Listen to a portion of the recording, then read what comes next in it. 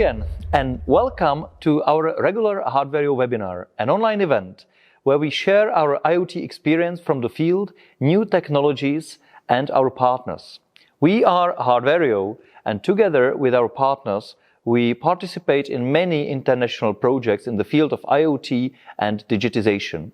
I'm Thomas. I'm responsible for international sales. And hello, my name is Pavel. I'm responsible for the technical part of our projects. And today we are talking about a project with Unifly, a Belgian company, and we will talk about drone monitoring through the Internet of Things. In the beginning of the webinar, we will introduce you to the company Unifly and their mission. Then we will go deeper in the use technology, the hardware, communication, and the whole solution architecture. Later on, we will be joined by the Unifly team to describe what is their company about and what is it all used for and why. During the whole webinar, you have a chance to answer questions or have comments. Just use the webinar chat and we will either answer your questions instantly or at the end of the webinar during the Q&A session. So let's go for it. Pavel, tell us, why do we need to monitor drones? So the fact is that in the recent years there has been increased unmanned air traffic, and this is the trend that will be just accelerating in the near future, and therefore the need for drone monitoring becomes a real necessity, and it's a really good thing. It's good for public safety, it's good for the pilots themselves, also for the avoiding of the collisions with the drones. And there are today really sophisticated systems like Unifly is working on, which are helping to solve these challenging problems. And we are participating in this project because we are helping Unifly to actually expand their software solution for this unmanned air traffic management with a hardware device that is simply feeding the data from the real physical devices. Indeed, we met Unifly in the beginning of 2019, and very soon we were able to find a platform for the cooperation. And within a time less than 3 months, we came with a first prototype, right? And in the time period less than 1 year, the final product, Blip, was born. Yeah. Blip stands for this broadcast location identification platform. And prior the product was born, we actually did quite extensive survey together with Unifly about the current market situation, about already available tracking devices. But none of them actually match the requirements for this specific market, for this UAV drone monitoring, this unmanned area vehicle devices. So we put together a list of requirements that satisfied the project needs, and we have started the development process, which was really intense period for our company, but we delivered within this time frame, as you said. But let's speak the product for itself, and let's watch the video. Drones are becoming more and more a part of our daily lives. When a drone is observed, it is important to understand the pilot's intentions, where it is taken off, and who is controlling it. E-identification and tracking provides this information. Airborne equipment needs to be lightweight, robust, and able to withstand widely varying climatological conditions, ranging from cold and heavy rainfall to blistering sunshine. Unifly has developed a drone tracking and e-identification product, the Unifly BLIP, Broadcast Location and Identity Platform. BLIP is tailored to the specific needs of UTM service providers and local authorities. BLIP operates in a highly independent fashion. It has its own power source and sensors for position, altitude, temperature, pressure, speed, and direction. Simply attach it to a drone and it is ready for use. From the moment Blip senses vertical movement, it automatically starts sending tracking data over the LTE wireless broadband network to the UTM backbone. Additionally, Blip broadcasts the drone's e-identification, 3D location, and takeoff position over Bluetooth Low Energy (BLE) as required by the European legal requirements for drone flights. This information can be accessed in real time by relevant authorities through secured applications. This allows, for example, a police patrol to read out all details of drones flying within a distance of up to 200 meters of the patrol's position. With this device, Unifly is committed to providing the authorities and drone operators with a reliable, highly integrated, robust, efficient, and easy-to-use tracking solution. High-precision position data acquisition, communication with the UTM system over mobile broadband networks, e-identification and location broadcasting, weatherproof, fully self-contained enclosure, 4 hours endurance, wireless charging. In combination with the Unifly UTM platform, Blip provides a complete solution for authorities and ANSPs to identify and track drone traffic in their area of responsibility, independent of the systems used by the drone operators. So, the mission of Unifly is the safety of drones, pilots, operators, and the general public. Unifly focuses on the platform, and the Blip is part of the solution as the hardware device that is totally independent, self-powered by the battery that is rechargeable by wireless charging, and getting the important data from the flight to the platform. So Pavel, can we go deeper in the solution architecture? Absolutely. This is the physical product. It's Blip, and the first thing you can notice, it has 3 LEDs, which indicate the actual state of the device, the power, the data availability, and satellite connectivity. The device is made of waterproof IP67 enclosure, which is essential for such kind of application. And the neat thing is that it doesn't have any buttons, no connectors, nothing like that. It's completely sealed. And we have solved this challenge by implementing wireless charging. Inside there is a lithium polymer battery of a capacity roughly 2.7 amp hours, which allows the operation of the device for 8 hours during the flight. This is really unique, given the fact that the report interval to the platform is 1 second. So for 8 hours it is able to feed the data to the platform and provide real-time information. From the other hardware elements, the 2 most essential communication interfaces is the LTE modem. This product actually comes in 5 global variants. We have covered pretty much the whole world through various LTE bands, and Bluetooth connectivity. Why do we have both?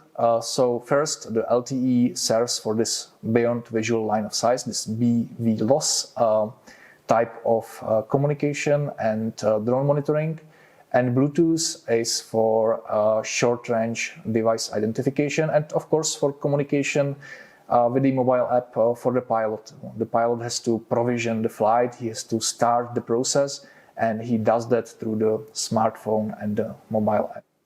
From the other hardware elements, we have the sensors. It's the first and very important one for pilots is barometer, because it provides altitude, relative altitude, despite the atmospheric pressures changes with the weather. It's not that relevant during short flight operation. It provides actually very useful delta altitude information. And there is accelerometer, because as it was mentioned, the device doesn't have any buttons. You have to wake it up. And the easiest way is to wake it up by manipulation when you start putting it on a drone. And at that moment, device, the Blip, becomes available and reachable over Bluetooth, and pilot can get connected to it and start the operation. So I believe I have described pretty much all the basic hardware elements. So yeah, that's it. Okay, so we have the hardware, we have the Blip, but how it is working in the environment? We have the pilot, the drone operator, the drone, Blip that is mounted on a drone, and the platform, some cloud that collects data, captures data from the drone, and can be used with the drone operators, flight traffic management systems, or some authorities like police or fire brigades. Exactly. So let me maybe briefly describe the whole process. So when the pilot wants to start the operation, he wants to fly, he will take the blip and put it on the drone. The device is already woken up because there is this accelerometer which just activates it from the standby mode. The pilot takes his smartphone, it can be either iOS or Android, starts the app which is called Unifly Operator, and searches for devices which are available in the surrounding area, and he will select the appropriate blip device he has mounted on the drone. Then in the app, I can see a lot of parameters. I can set up my registration ID, serial number, and this stands all for this identification of the pilot and the drone. And at the time, the signal is already being acquired from the satellites. Once it is ready, I'm able to start the flight. There is one more precondition. This is all happening via Bluetooth connectivity. Yeah, thank you. It's through Bluetooth, and there are actually two preconditions, or three. You have pre-provisioned all data information, all requirements. You have the GPS signal, and you have the LTE connectivity. Once you satisfy all these three requirements, this green start flight button appears and is enabled, and you can start the operation. Then you will normally operate your drone. And at the same time, there is the yellow button to view the drone on the map. And through the LTE, you are already receiving the real-time data feeds from your device. And as Tomáš said, you can use these data as a track record of the past flights. Besides having the possibility to view the device on the map, there are also other very useful flight information data. It's like the current latitude, longitude, and geodetic altitude. There is also information which is called height above takeoff, which is already connected to the barometer and altimeter data. And if you click on Show Details, it is possible to view the track direction, vertical speed, ground speed accuracy, how many satellites do you have in the view, what is the accuracy of the tracking right now, and actual pressure and barometric pressure, and some auxiliary data like what's the current acceleration from the accelerometer, what is the current capacity of the battery, so you can estimate how long the device will be able to operate in the field. We forgot to mention that there's implemented actually a very accurate so-called battery gauge, which is able to provide such important data, and some information about the network, about the signal quality, and also what's your IMSI, the unique identifier of the SIM card, what's the hardware revision and firmware revision, and that's basically it. And information about the Bluetooth, how many clients are connected to it, and what's the signal strength. So that's the app. It provides lots of data, and besides the ability to track the flight, you have the ability to change the device settings, which allows to, for example, reconfigure your GNSS fetching interval, which means like getting the updates from the satellites, but also this tracking network report interval. So in what time period do you send the data to the platform? Pavel, you mentioned one important thing. This is the LTE connectivity. Can you describe a little bit how it communicates through LTE? Yes, absolutely. So the first thing, and that's we are very particular about, is guaranteeing security, because we are sending lots of data and we don't want these data to be misused. So the first thing the app does when you want to start the flight is to actually get the flight session identifier, and altogether with that you are acquiring the flight encryption key. We are using industry standard AES 128, and each flight session has unique asymmetric encryption key, which is used to encrypt the communication. And the beauty is that it's very simple and very well recognized algorithm.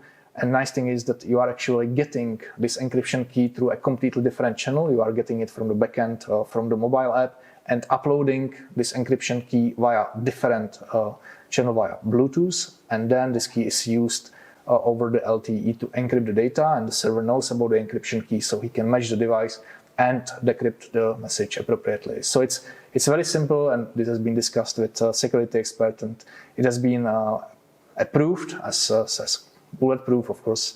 Everything could have flaws, but this should be pretty much secure. And then we are just broadcasting typically in 1 second interval these UDP datagrams, which are encrypted and provide all the flight information. This data is coming to the backend side, where it's decomposed to JSON messages and provided to VTN platform. And through WebSocket, it is streamed to the mobile app, so you have really low latency between the data being sent from the device and when they appear in the app. So, what was the HARDWARIO role in this project?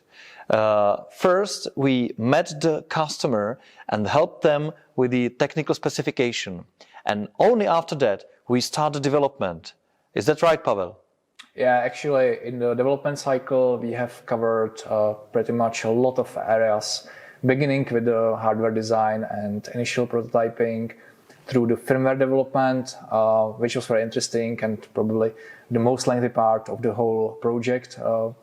We have developed backend components which help with the integration to Unifly UTM platform.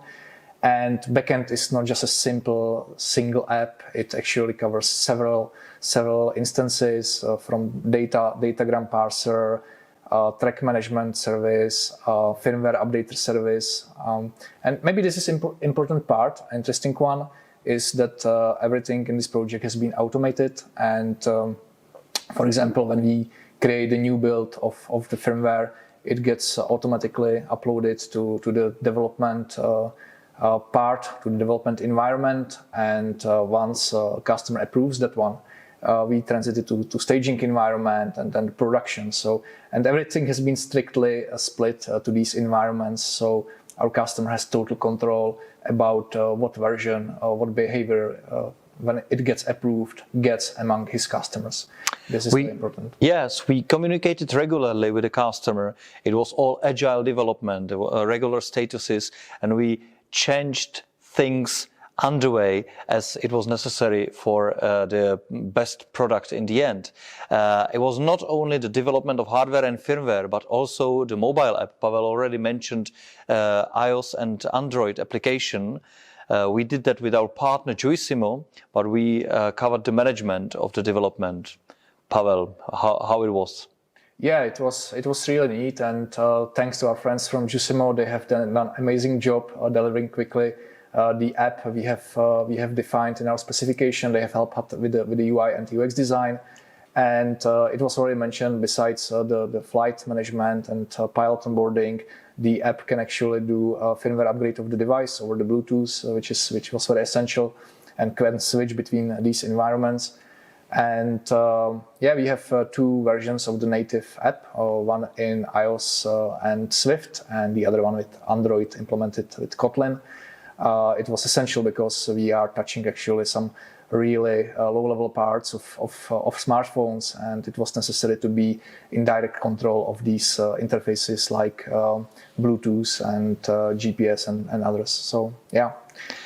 And as for all our partners, all our customers, we do not only the development and applications, but also the certification of the device, because the device goes directly to the market with the partner, with our customer. So we did the certification. Particular part was the antennas, right, Pavel? Exactly. It is essential to get the antenna tuning process right before start the certification.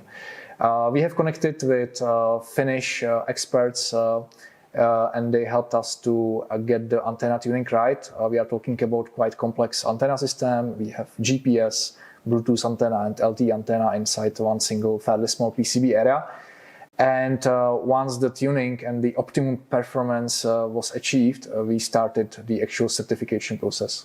It was a very lengthy procedure, right? It took us something like 6 months, but we have covered pretty much everything to be able to deploy this product worldwide.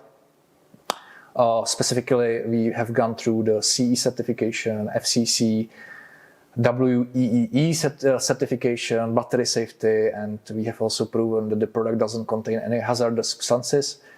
And Yeah, today you can check that this Blip device is FCC certified. It's registered on the website, and it's ready to be sold. Well, before we sell, what we have to do, Tomáš? Well, yeah, it's a production, and that's what we do regularly for our partners. We prepared everything for the mass production, so the production documentation and the automated testing equipment, so that the production is fully traceable. You can trace every single PCB, where it was manufactured and what were the conditions. Yeah, this is quite interesting part. For that purpose, we have developed almost like a second product just for the manufacturing purposes. It's called automated test equipment or tester.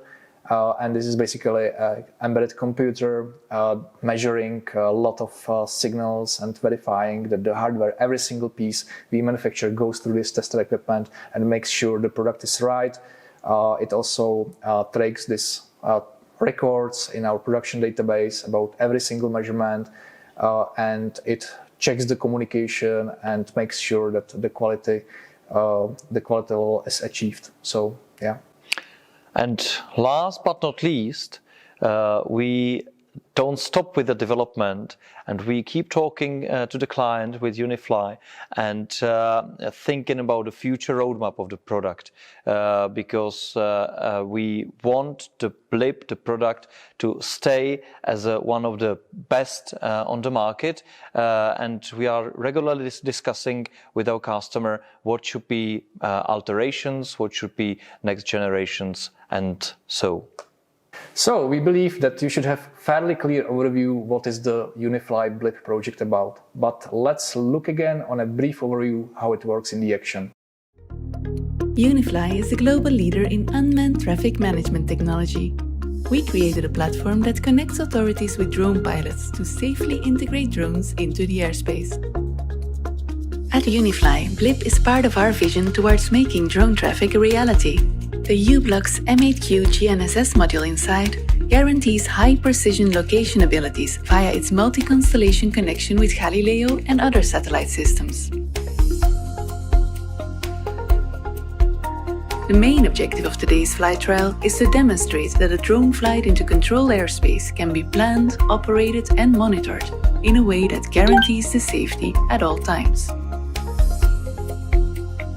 After planning his drone operation and receiving permission for the flight, the operator attaches the Blip to the drone.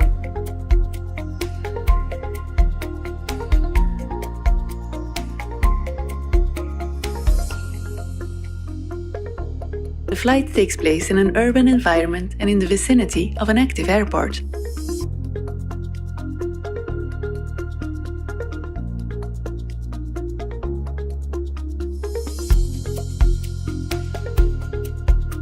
The multi-constellation combination between Blip and Galileo guarantees the robustness and high accuracy needed to plan, operate and monitor drone flights safely and efficiently.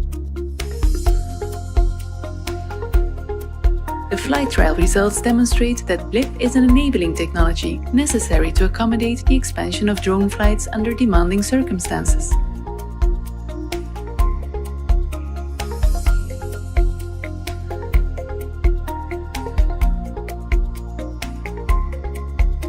During the trial, we have also proven a constant and prolonged connection between Blip and the UTM system at a 1-second interval rate for over 10 minutes.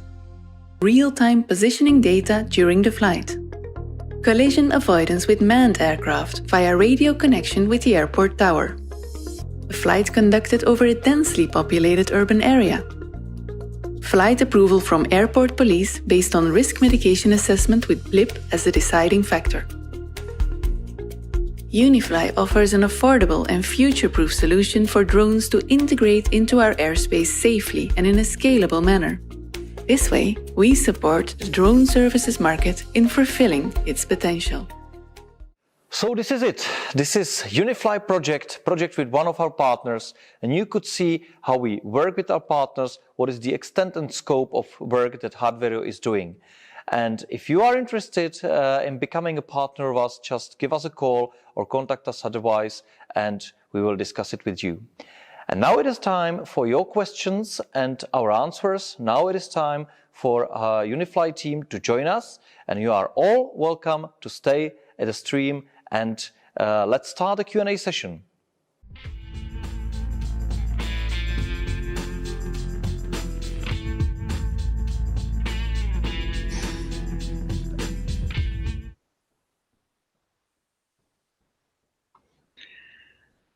Hello everyone, and welcome in a Q&A session, questions and answers.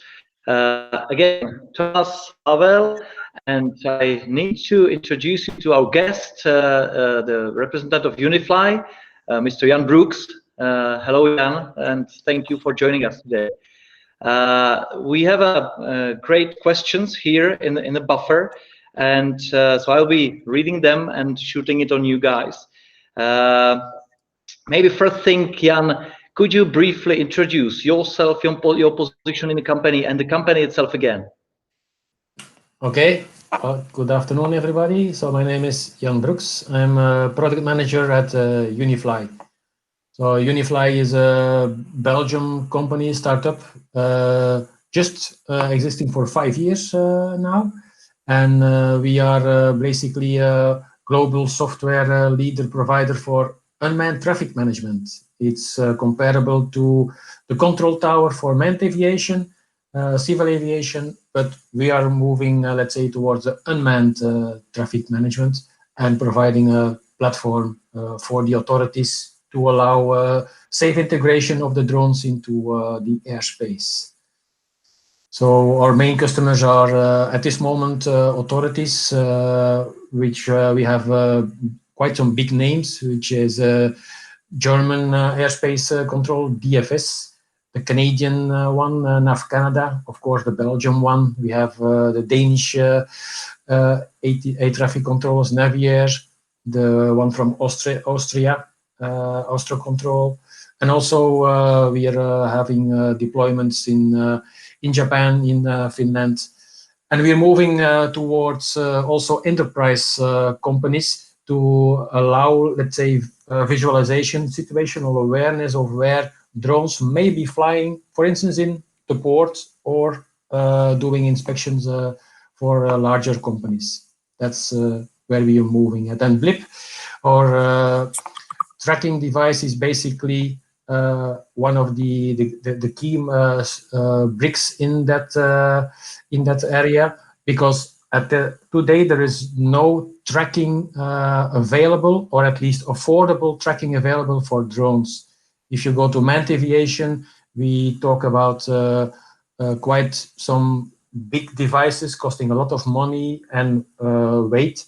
And Blip was developed actually to be, let's say, easy fittable, a relatively cheap product, and a light weight product to mount on a drone and see where it is flying.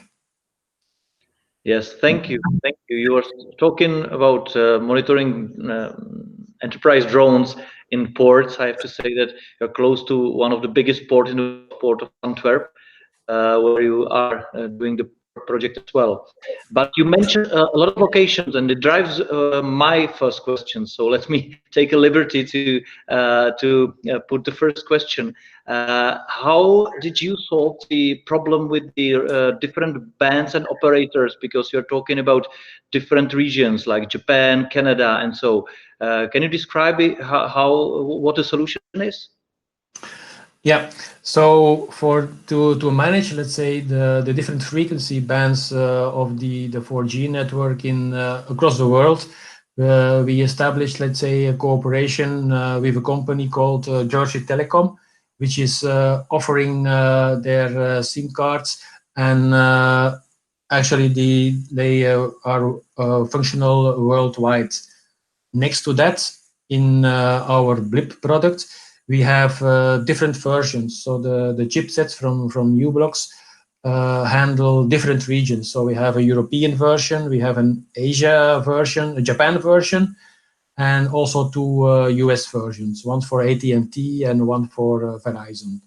And by this, so apart from Verizon, everybody is using the Jersey Telecom SIM cards, and for the Verizon we use Verizon SIM cards. Yeah, yeah. Thank you, thank you.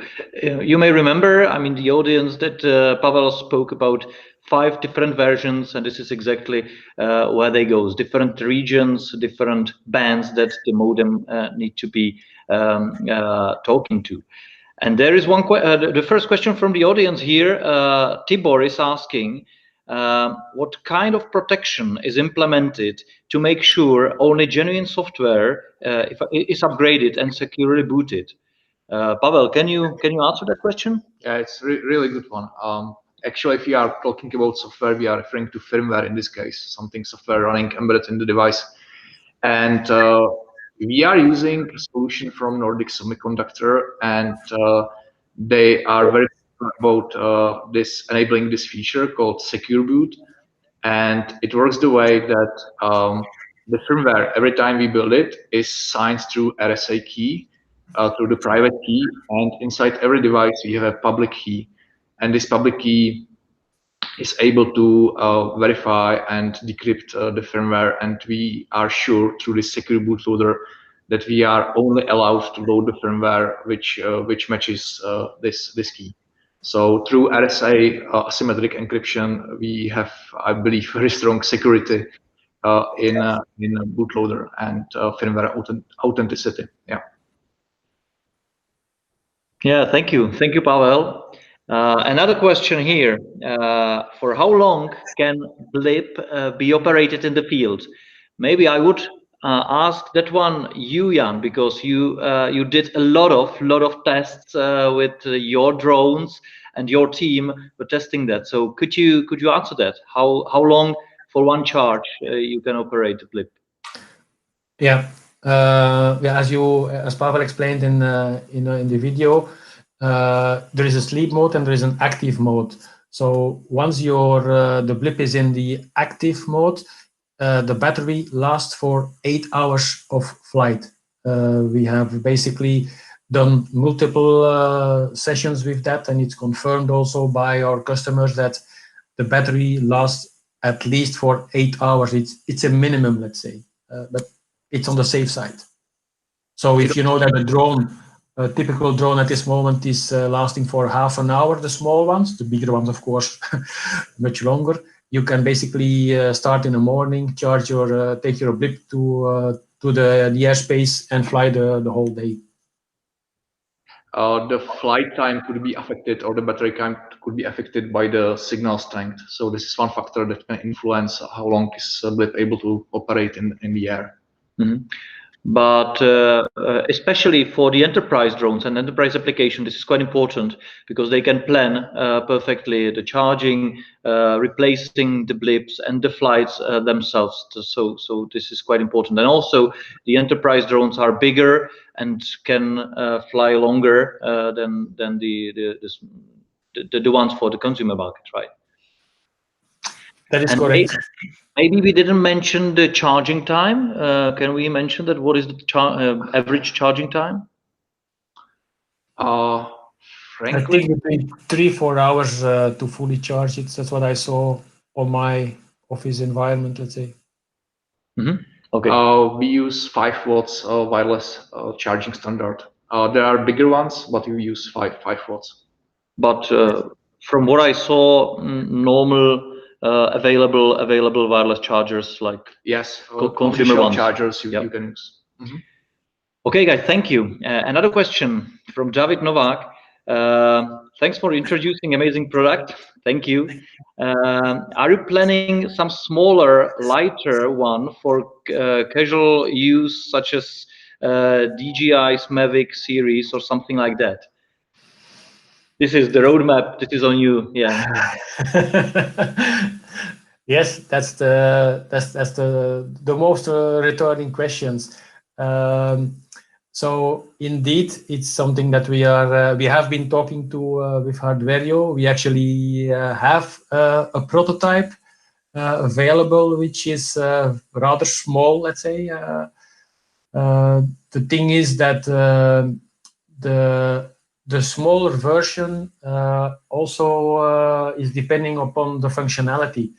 Do you still want to do the LTE connection? Because the LTE connection requires quite some space for the antenna. as the antenna is embedded at this moment.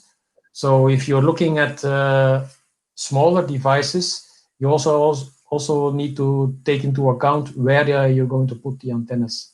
We are aware that there's competition who is offering external antennas with very thin wires. I think if you mount it 10 times on the drone, I don't think you will use it 11th time with this kind of wiring on the antenna. So that's why our solution decided to integrate everything into the housing. Yeah, what was the weight of this Blip Mini, of this prototype? How much was the weight of this device? Can you remember? I think around 50 or 60 grams, if I remember well. Yeah. Great. Yeah. So there are some other variants, other products in the pipeline, in the roadmap, but obviously this is Unifly's mission to introduce the right products at the right time. Maybe one thing to mention, which was not mentioned clearly in the video, there is the legislation in the pipeline, and probably for the safety reasons, there will be some obligatory legislation, so that each drone from some weight or some dimensions would have to have some identification, like license plate in a car. Can you confirm, Jan, or tell a little bit more? Yeah, that's confirmed. I can confirm. So Unifly is also part of the standardization work group, which is ASD-STAN, which is appointed by the European Commission to write the standard for remote identification. At this moment, the standard is only describing direct remote identification, being the Bluetooth broadcast. And this standard is on the 9th of February. There's actually the first webinar from the European Commission announcing this standard to the European authorities. And the implementation for direct remote identification is mandatory for certain categories. They call it the certified category of drones. You can see it as the big cargo drones, the volocopter drones, which are flying with passengers. Those will require today already these tracking devices. For the other categories, it will be, let's say, mandatory end of this year. So there is a transition period. There is also an upcoming standardization which will talk about network remote identification, and that's where we come into our 4G LTE connection part. And that standard committee is to be created the coming months, and will come with a standard around 2022. Mm-hmm. Well, actually, there is another question connected to this topic. Is there any chance to retrofit the older legacy drone to classify to a new ESA rules C classes with this e-identification device? Yes, exactly. So the bigger companies, I think we all know them, DJI, Parrot, they will, for at least certain of their drones, they will retrofit and they will upgrade the firmware and allowing them to transmit also the direct remote identification parameters, which Blip is transmitting over Wi-Fi, because that's the other technology which is allowed in the standard. That's one thing. But for instance, there is a whole gamma out there of maybe self-made drones, small company manufacturers which will not have this firmware upgrade facility. And that's the target where we come and position our Blip device as being retrofittable for drones in order to identify themselves and obtain an electronic license plate. Exactly, because if you remember from the previous part, it's totally independent device, totally sealed, no connectors in there, so you can really put it on any device and start tracking. I myself, I did the testing during my bicycle trips or during my running. So I was the drone personally, and it worked. So thank you. Maybe one question on you, Pavel. How much data Blip generates?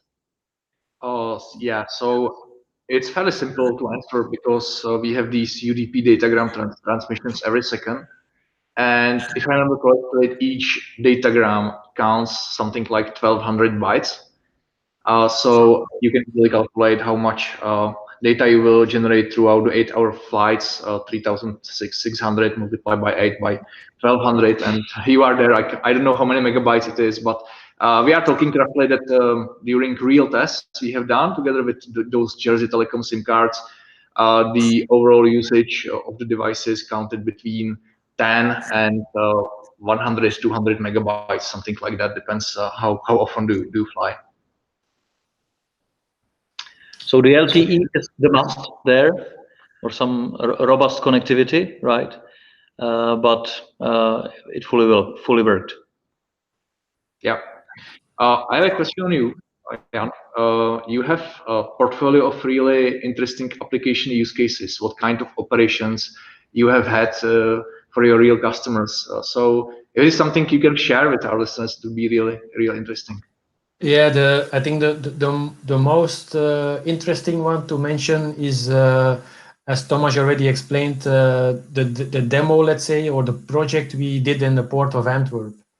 So port of Antwerp is an international seaport. It is very close to the city, and there is an international airport also, let's say, within the same area.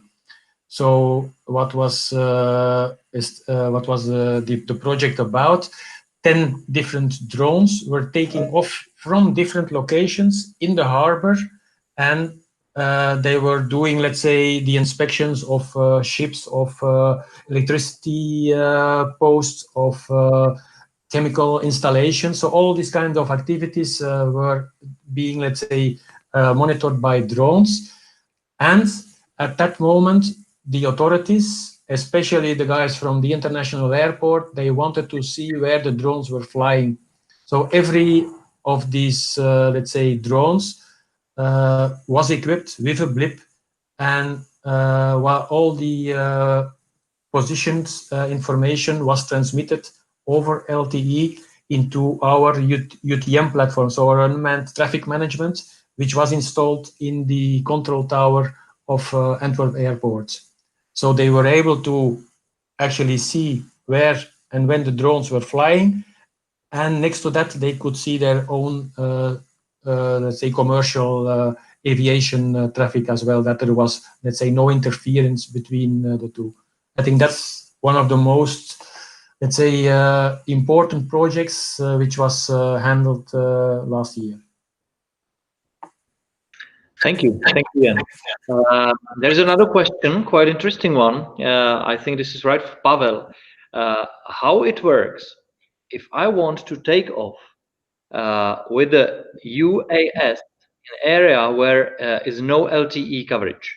Does it mean that UAS will be invisible until it catches some signal when it reaches some height? This is about the usage and how the flight can be started. Pavel, can you answer?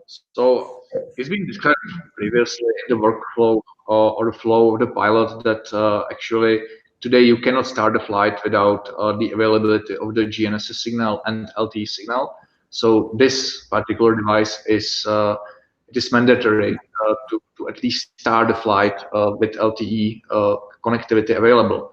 Of course, it can always happen during the flight that the connectivity can get lost, and there are fairly aggressive algorithms to try to reconnect and do everything possible to as quickly as possible to get on the network again.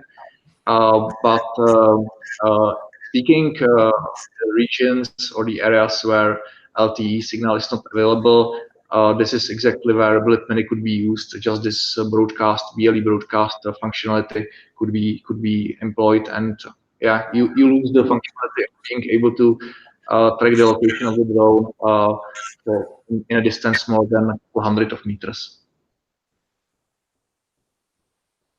Yeah, maybe to add, there is also a fallback to 3G and 2G for some of the frequency bands. Yeah, thank you, Pavel. Another question I have here: is the Blip actually on the market, and if yes, what is the price? This must go on you, Jan. Yes, yeah. The Blip is commercially available. It's certified for by CE and FCC certifications, next to all the other mandatory, but those two are the more important ones.